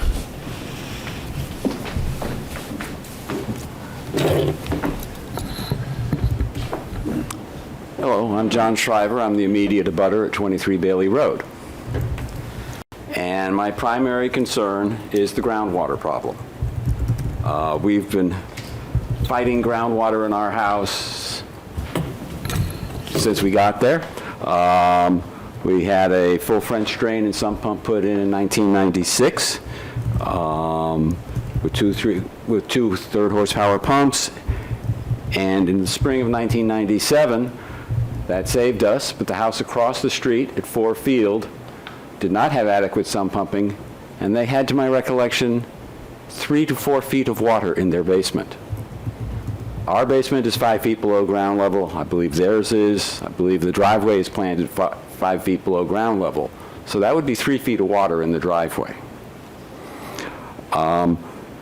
We've since added a battery backed up system for the sump pump. I now have a portable generator that I bought in 2010 to manage the water problems. And I have considered getting an automatic natural gas powered sump pump so that I can go on long vacations and not worry about the house flooding. My sump pump has had to work. My sump pump is capable of doing 36 gallons a minute. I've had duty cycles of 16 seconds on and 8 seconds off. So that's pumping 24 gallons a minute of water. So there's an enormous amount of groundwater coming in when it happens. Now, this happens every couple of years. There hasn't been a giant flood in a long time, but it will happen again. I mean, in the last 4 years since Ms. Ford has owned the house have been relatively dry years, and there's not been a lot of sumping going on. So having the drain, having the infiltration system under the driveway is not going to function when the infiltration system is full of groundwater. I mean, they may well hit the groundwater just digging it. So that's really the concern. I mean, it's going to be sending more, we've got, my understanding from, what's her name? Joan, who was sitting over there but left. She lives at 35 Wildwood.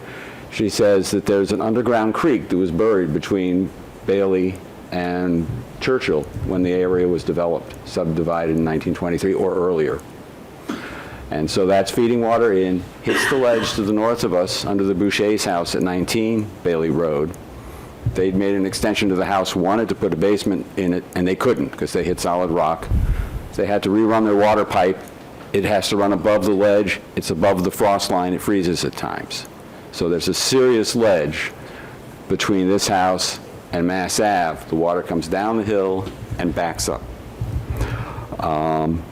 So really that's the concern. I'm going to wind up pumping out the water that's not going into the storm drain anymore. I mean, currently the 12 Lockland driveway slopes towards the street, drains to the street, immediately goes into a storm drain.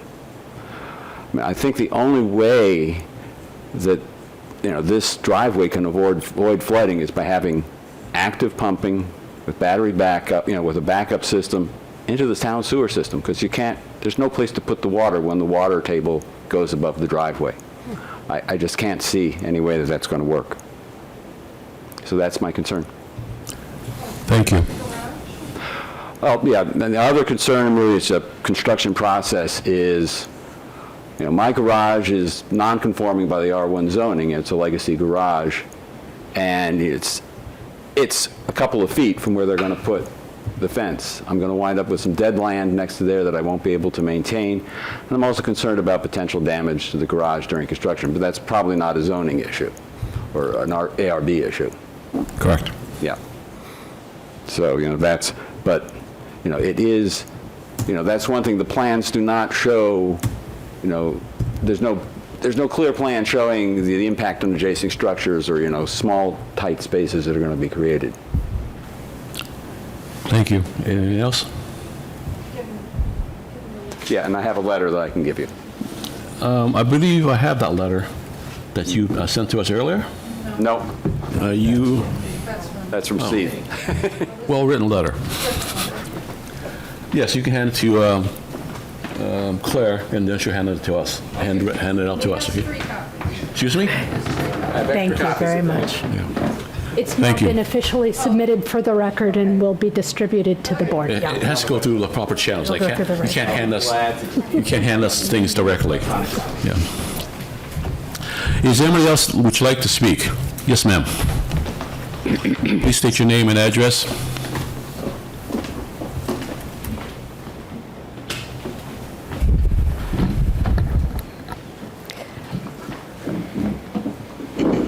My name is Patrice Smith. This is Michael Smith, my husband. We live at number 10 Lockland Avenue, so we are also direct abutters. We share the concerns about water table. You don't need to hear any more about that. This is my first experience in front of this board, so you're going to have to help me understand which of my concerns belong here and which belong in some other forum. Sure. So one of the concerns is about hazardous waste handling during demolition, because we know that there is lead paint and asbestos. That would be Building Department. Building Department, thank you. Is there anything that we can do about the fencing? Right now there is, so I live on Lockland Avenue, around the corner. There is no stop sign at the intersection of Wildwood and Lockland. Cars come very quickly around the corner. I see that we're talking about a 6-foot high fence that will mess the sight lines of cars, of my ability to get in and out of my driveway. So can we lower the fence or put in some kind of fencing that has open sight lines rather than just a privacy, a solid 6-foot privacy fence? So that would be one thing that I ask you to consider. Thank you, keep me going. All right. I'm not going to address each one, okay? Okay, that's fine. All right. What else?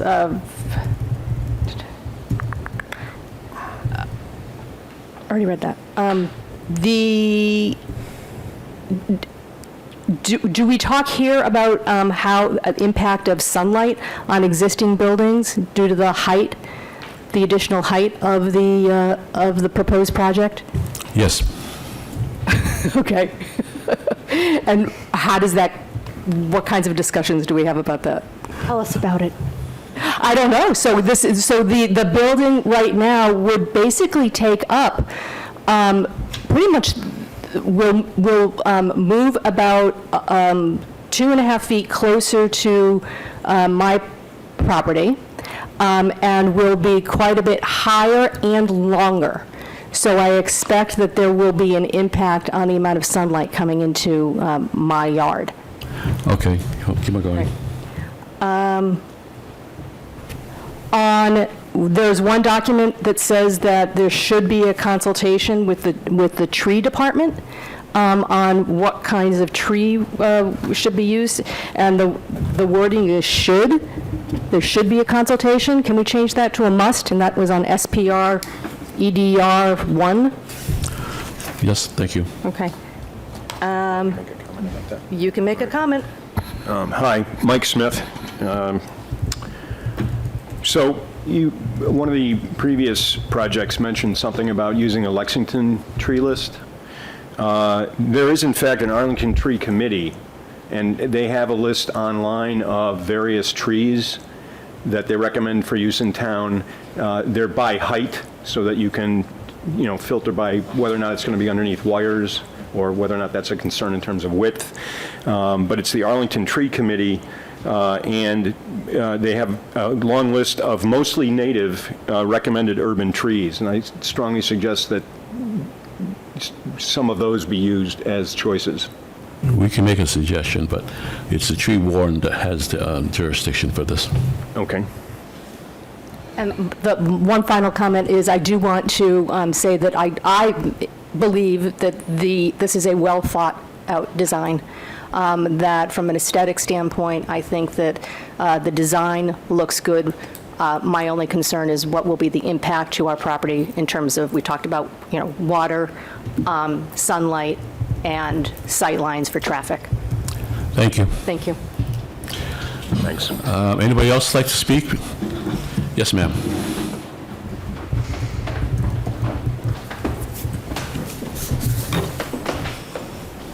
Can you please state your name and address? I'm Stephanie Ford. Can you speak into the mic so Closer. people at home can hear you? Closer. Thank you. Better. I'm Stephanie Ford. I'm at 12 Lockland. I am the current owner of the property. I feel very proud of the work that I'm seeing come to fruition with town meeting, with the overlay, with all of the diligence that you guys are putting toward how these developments are happening. I've spent many conversations looking at many different plans and designs and some of the higher density units, looking at putting 9 units here. People wanted to put more units here, and I'm very excited about the aesthetics and integrating this into the community. We bought this home when my daughter was diagnosed with a mobility disability, and we needed badly to be in a property where she could access public transportation. And we had to fight incredibly hard to find something and to be able to purchase it so that she would have access to the school and access to public transportation. And the property has been an incredible blessing for that. For the historic aspect of this community, in 2018, there were over 800 homes placed on a historic inventory in Arlington, not individually, but as groups. And this subdivision had 150 homes that were developed in the 1920s that are substantially identical, who were all placed on this list and on this inventory. In town meeting last year, town meeting voted, I have the number in front of me, approximately 208 to 6 to allow people who were part of this group addition to the historic inventory in town to have their properties removed. This property is not in a historic district, and it is not a historic property. It was added to this inventory as being part of a subdivision. I think the overlay is an exciting, let me back up one. This property has a substantial amount of deferred maintenance.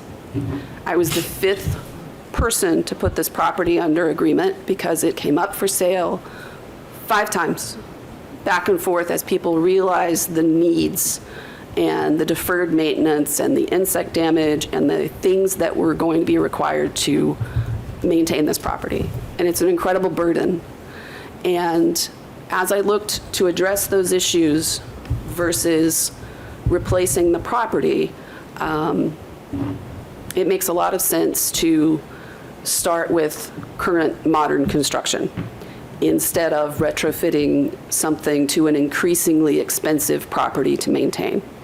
I think the overlay provides a very exciting opportunity to give more people the access to the public transportation that was so critical to my family. And to do it in a way, while we know that all real estate in Arlington is expensive, by dividing into smaller units, it becomes more affordable to more people. So I'm very excited for what the overlay has done. I so appreciate all of the care that you guys have put into managing what people do. I am thrilled to not see another 2.5-story townhouse with a garage on the front. And I'm confident that as people look at the height of the existing property, the trees, the light, and all of the issues that will come up during construction, I feel like as a town that we can work together to make it a good legacy for the neighborhood and a good legacy for Arlington's goals for keeping the character of the town and for providing more housing for more people. So, thank you. Thank you. Yes?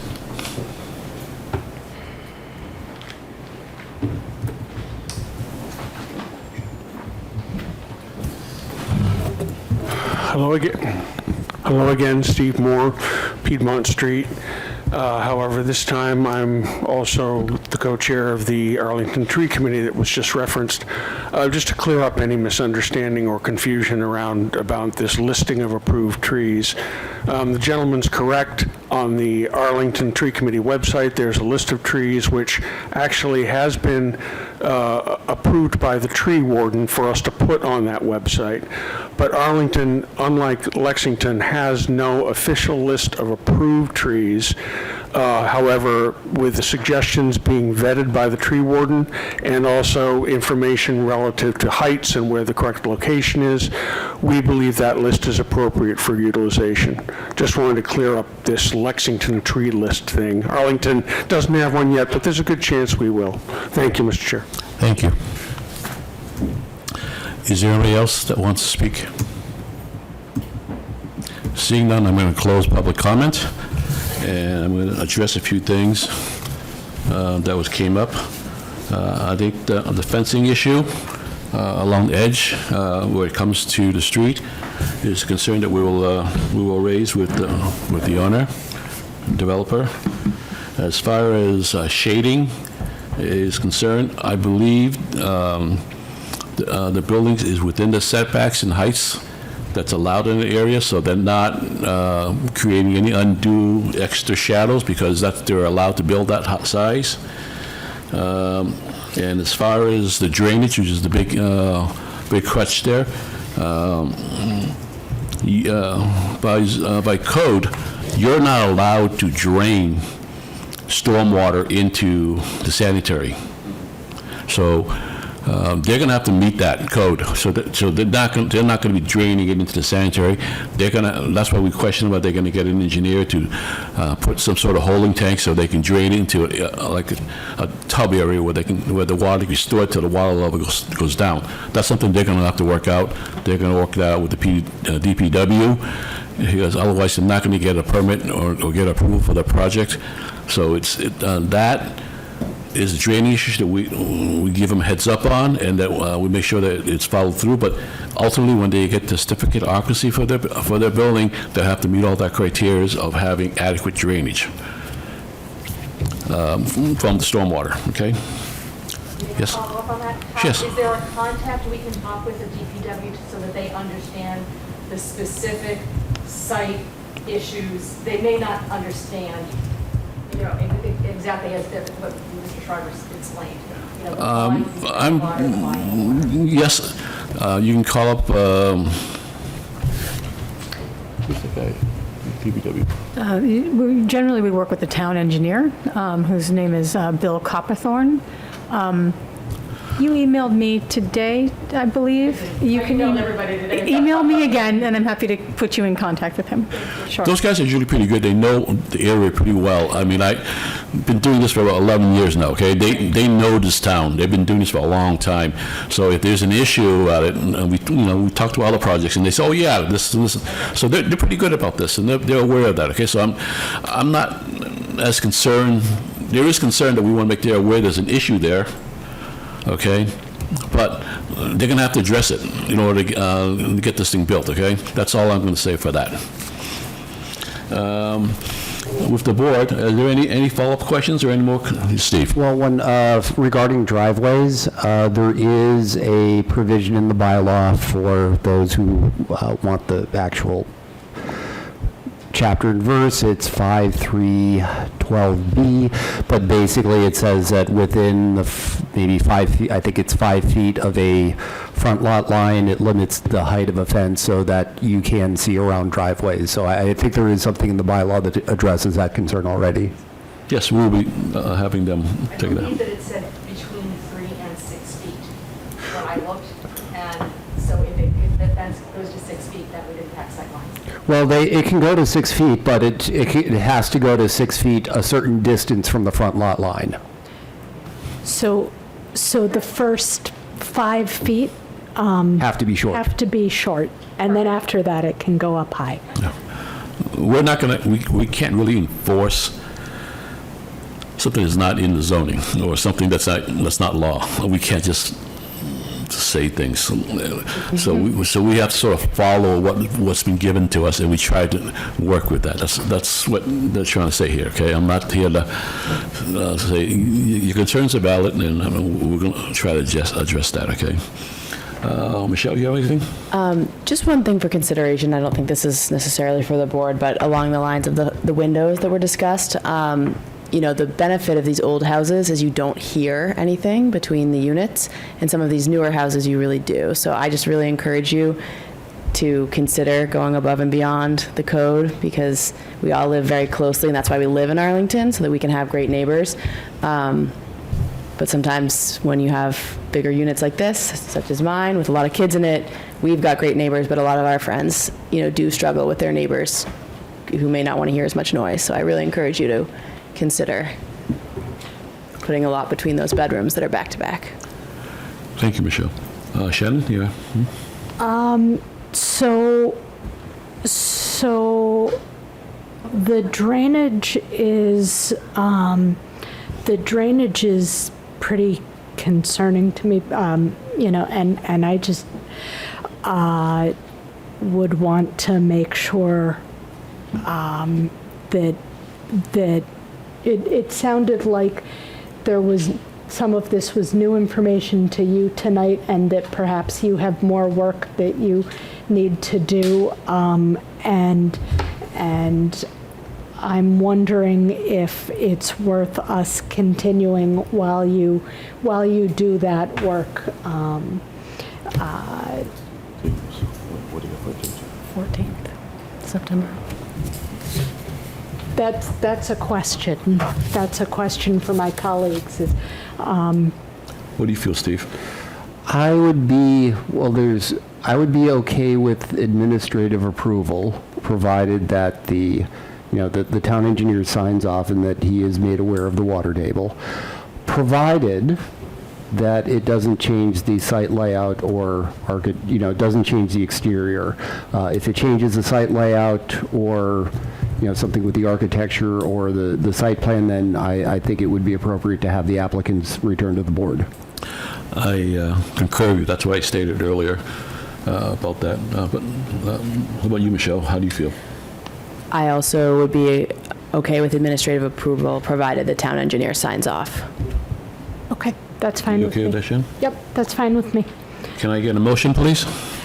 So, these are the things that I believe, that I've heard.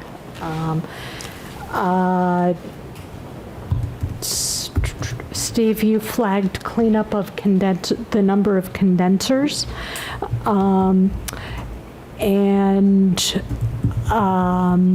Let's see. And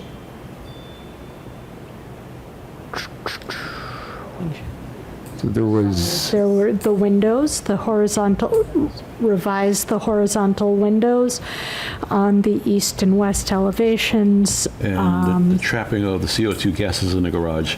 You need an engineer to look at that and make sure that what you created does not trap CO2 gases in there.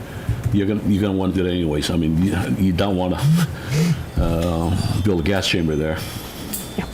Wanted to verify the fencing goes. And the fencing, confirm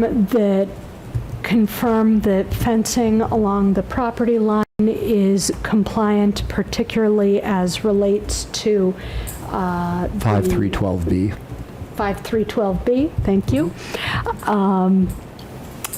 which relates to the first 5 feet back from the property line and the height of the fencing in that area.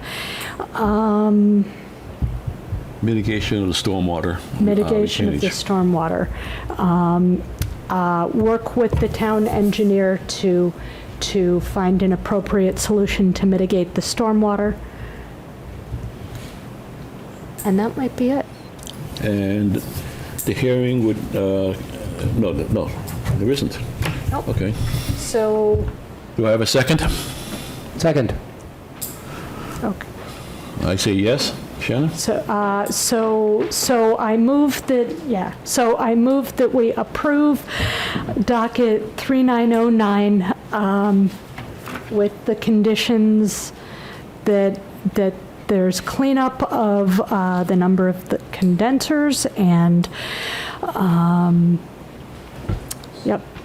and cleanup of the windows of the CO2 in the garage, and that they work, and the fencing on the lot line, and the drainage. Yes? You second that? Second. Okay. I vote yes. Shannon? Yes. Michelle? Yes. Steve? Yes. Thank you. And can you have these revisions given to Claire for administrative approval? And if she feels like the administrative approval is not, and it has to come back to the board, she'll make that decision. So like as Steve said earlier, any changes that you do to mitigate any rainwater or the CO2 mitigation that changes the architecture that was presented here today will have to be brought back up to the board, okay? Okay, thank you. Yep. Appreciate it. Thank you. Have a good night. Yep, good night.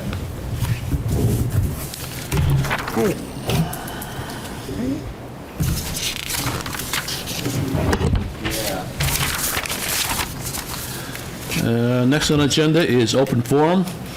Anyone who wishes to speak will have up to 3 minutes. Yes, sir, come on up. Try not to repeat things. You're speaking in open forum, not for the project, right? Oh, okay. So this was just to clarify something. We already closed that already, but you can, that's fine. Once you stay around a few minutes, I'll ask what you can to help you out here, okay? Does anybody else want to speak in open forum? See, no one wants to speak in open forum. I will close open forum. Next on our agenda is new business. Steve? Yes, I have a bit of sad news. There were a number of stories we all heard in the last week about a Boston City employee who was killed by an 18-wheeler on Tremont Street. And she worked for the transportation department. Her main job was road safety. Went to her vigil on Tuesday night, heard a very emotional speech from Mayor Wu. But, the mayor emphasized that the city would be, working to, address, basically try to improve traffic safety concerns. So I'm bringing this up. One of the recommendations of our comprehensive plan was to, consider Vision Zero policies. And I was wondering if staff had any sort of timeline on when that work might start, or if not, that's okay too. Thank you, Steve. I appreciate the question. I worked pretty closely with Louisa Gag, who is the planner who was killed. We worked on blue bikes together. It was a really devastating loss, I think, for the community. Vision Zero is something that we asked all of our applicants that we interviewed for the senior transportation planner position about in their job interviews, sort of as setting the table for Arlington to adopt a Vision Zero policy or work towards that outcome. It's something I know that's important to the town manager. It's something that's very important to me, and it is something we've been looking to get off the ground for a while. I think lack of staff, unfortunately, over the past year has sort of hindered that effort. I will say that on Monday night, I will be presenting, because I have been the stand-in for the transportation planner for about a year now, we'll be presenting the Arlington Traffic Calming Guide, which sort of details interventions that make sense in the town to calm traffic and support, multimodal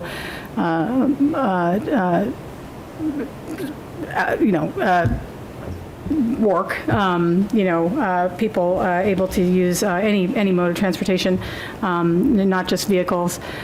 So I think that said, it is, again, it is a priority of the manager, of me, of the chair of TAC, and it will be a priority for the new senior transportation planner to work on.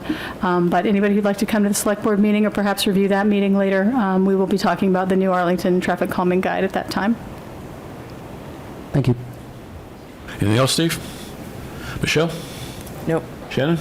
So I have two things. One is that it has occurred to me in reviewing projects recently that we always ask for a lead checklist, and I think we started doing that because for a long time, LEED was a good stand-in for stretch code compliance, and that's no longer the case. The standards for stretch code or stretch plus really would, which is what Arlington requires, are meeting a certain HERS rating or achieving passive house, and LEED doesn't really come into play. So I'm wondering if we should rethink whether we're asking for a LEED checklist. It provides interesting information, but not necessarily pertinent information. So just a thought. I think it's a good idea. I think that could be a topic on our retreat. Okay, and see if that's something we want to address. And just say that do they meet the new stretch code plus? Sorry, stretch code plus. So cool. Great. So the other thing is that last week, no, the week before last, the Massachusetts House, as part of the economic development bill that it passed YIGBY, Yes in God's Backyard, which is legislation that allows religious institutions to build multifamily housing by right on their properties at a variety of different densities, depending on the level of affordability included in the project. The Senate bill and the House bill have slightly different requirements, but it appears that that it is likely that YIGBY will pass in some form this year, which is Good news. a very exciting. Yeah. I think it's very exciting news, and Can I ask you a question on that? yeah. The difference between Digby, right, and the Dover Amendment is just the fact that the Dover Amendment is only if the housing pertained to the church, is church use. But now this Digby is not. It's for everybody's use. So Dover That's a question, I'm not is asking. no. Dover is basically for educational or religious uses, and so the housing is not considered a religious use, even if it's on a religious site, unless it's, I don't know what, housing for priests, for example. But if a church, if St. John's said, hey, we have a big front yard, we want to build 14 apartments in our front yard. They haven't indicated at all that they have any interest in that. I'm making something I'm going to say that. off the top of my head. Okay.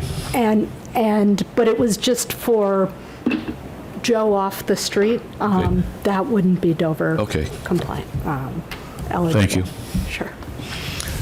Laura? I have one update. Mr. Revelak asked a few meetings ago about development design guideline project that we're working on. We are about to award a contract, and that project should kick off very shortly in the next couple of weeks. That's the housing design guideline, right? Or We're calling it development design guidelines. But it's for housing. It's for mixed use. Yep, It's okay. for Yep. Okay. those. But yes, also related to housing. Sarah? Anything? Okay. Can I get a motion to adjourn, please? So moved. Second? Second. Steve? Yes. Michelle? Yes. Shannon? Yes. I'm a yes. Thank you very much.